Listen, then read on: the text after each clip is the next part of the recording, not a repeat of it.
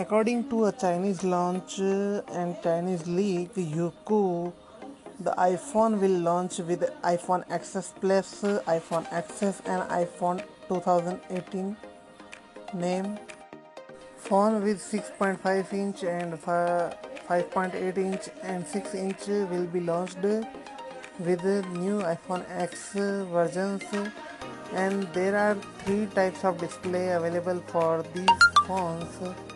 So this is going to be a very good phone with the A12 chipset with iOS 12, and the thickness of the phone is